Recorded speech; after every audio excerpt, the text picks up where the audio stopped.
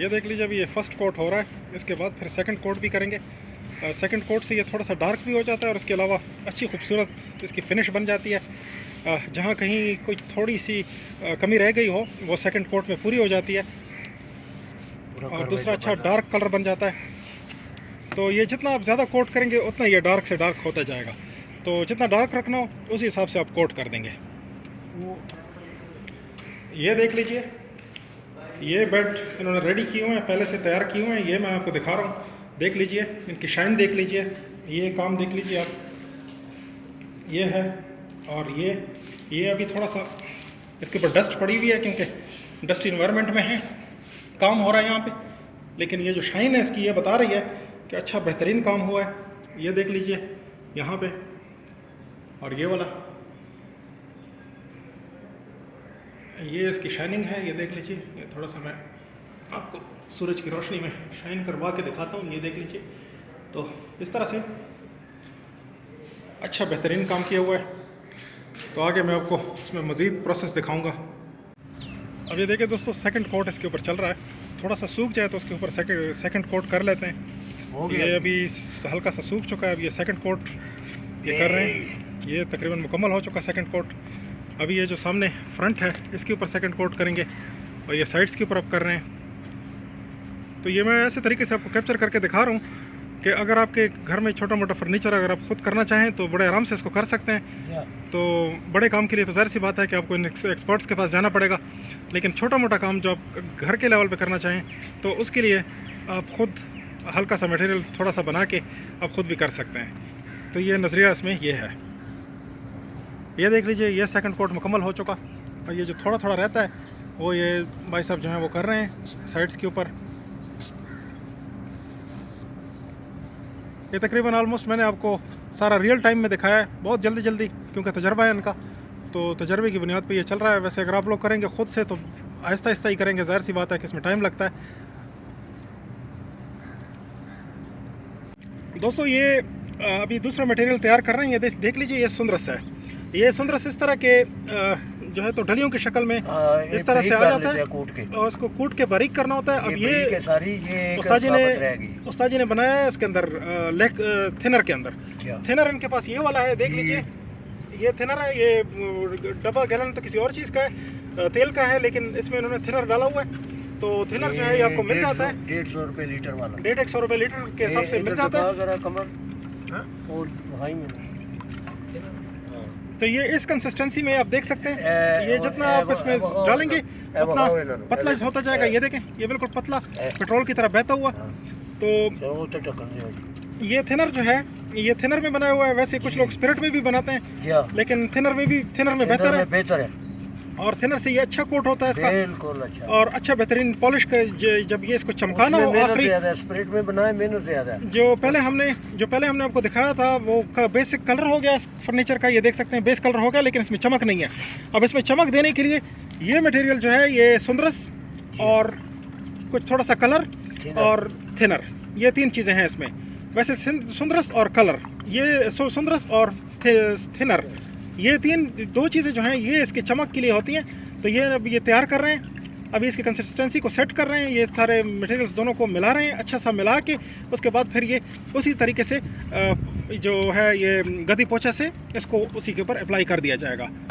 वैसे इसके ऊपर आप दूसरे भी मटेरियल्स अप्लाई कर सकते हैं, जैसे लेकर या वार्निश, लेकिन उसके लिए फिर वो बेहतर चीज़ ये होती है कि आप वो गाड़ियों की तरह का आपके पास कंप्रेसर हो और गन हो तो उससे अप्लाई करें, लेकिन ये हाथ से अप्लाई करने के लिए ये सुंदरस जो है ये सबसे बेहतरीन चीज़ है।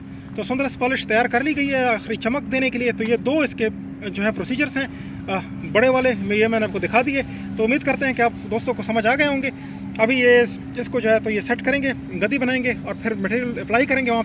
ये देखिए दोस्तों, इसके अंदर कपड़ा जो है वो उन्होंने डाल लिया है ताकि गंद वगैरह जो है वो नीचे रहे और सिर्फ पॉलिश जो है वो ऊपर आ जाए, ऊपर आए। सुंदरस पॉलिश जो है वो ऊपर आए।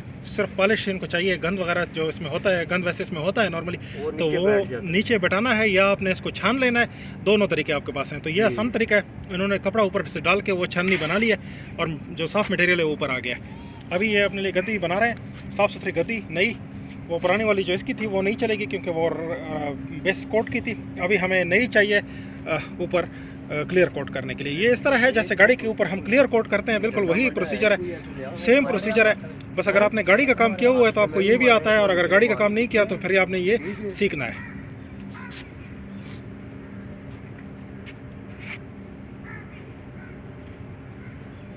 तो ये इस तरीके से गद्दी को इसमें अच्छे से भगो के, देखा साफ बिल्कुल हो गया, बिल्कुल साफ सुथरा मटेरियल, नीचे।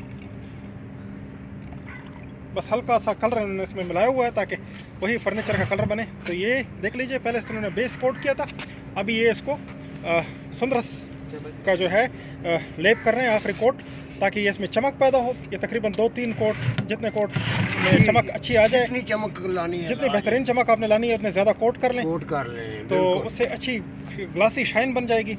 ये देख लीजिए, ये फर्नीचर का आप देख रहे हैं कि ऊपर अच्छा बेहतरीन चमक रहा है, नीचे जो है वो मैट सा डल सा आपको नज़र आ रहा है। तो ये चमक देने के लिए ये सुंदरस मटेरियल होता है ये, ठीक है जी। ये तकरीबन मैंने आपको सारा ही प्रोसीजर इस एक वीडियो में कवर करके दिखा दिया है। मैं उम्मीद करता हूँ कि आपको इसकी हर एक चीज़ की समझ आ गई होगी, इसकी अलिफ बे सब कुछ मैंने आपको सिखा दिया है, आखिरी छोटी बड़ी है तक।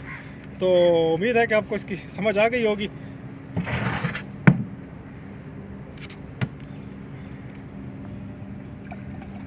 तो इस तरह से डिप करते जाएंगे, जब आपको महसूस हो कि आपकी गद्दी में कलर सुंदरस पॉलिश कम हो गई है तो आप इसमें दोबारा से डिप करते जाएंगे। तो इतना एरिया तकरीबन ये कवर कर लेती है जितना ये कर रहे हैं, देख लीजिए।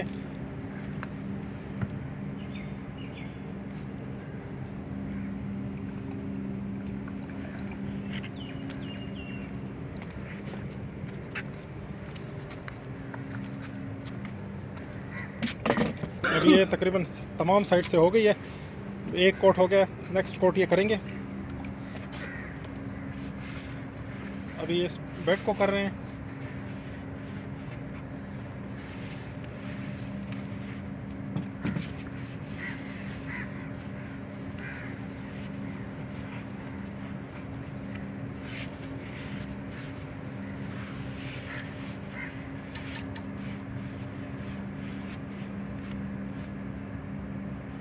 ये तकरीबन 1 किलो सुंदरस और 3 लीटर जो है थिनर, 3 लीटर थिनर और 1 किलो सुंदरस, इससे ये पॉलिश बनती है।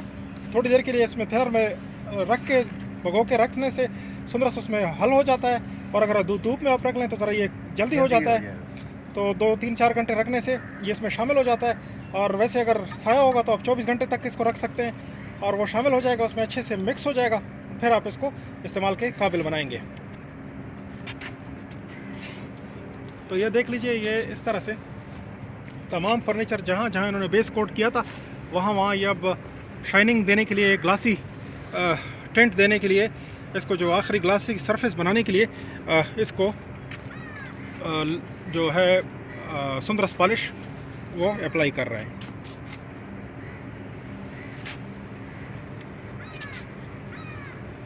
ये तकरीबन सारा मैंने आपके सामने दिखा दिया है। और उम्मीद करते हैं कि आपको इसकी अच्छी सी समझ आ गई होगी फर्नीचर पॉलिश की। वैसे मेरी अपनी ये फील्ड नहीं है, मेरा शौक़ ज़रूर है, मैं फ़र्नीचर के ऊपर काम करता रहता हूँ। तो चाचा जी तो इसके एक्सपर्ट हैं, तो मैंने इनसे रिक्वेस्ट की थी कि आपके लिए एक अच्छी सी वीडियो तैयार करें। कोई बात। तो इन्होंने बड़ी अच्छे हमारे मदद की है, बहुत अच्छा बताया, और हमने सब सीक्रेट्स हमें शेयर किए हैं, तो बड़ा हम इनका शुक्रिया अदा करते हैं।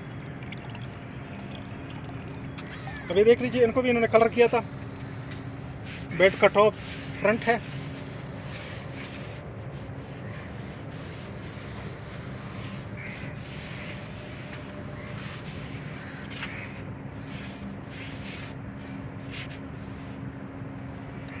ये देख लीजिए। अगर आप लाइट्स करना चाहें तो फिर इसको लाइट भी कर सकते हैं, और अगर आप डार्क कलर चाहते हैं तो डार्क कर दीजिए, जिस तरह की आपकी मर्जी हो उसी तरीके से आप कर सकते हैं। फर्नीचर पॉलिश में, स्पिरिट पॉलिश में हर चीज़ कलर बन सकता है, हर एक कलर बना सकते हैं। ये जितने भी बेसिक कलर्स हैं जो कि आपको खुशनुमा कलर, येलो, टेंटेड, रोज़, ब्राउन, डार्क ब्राउन,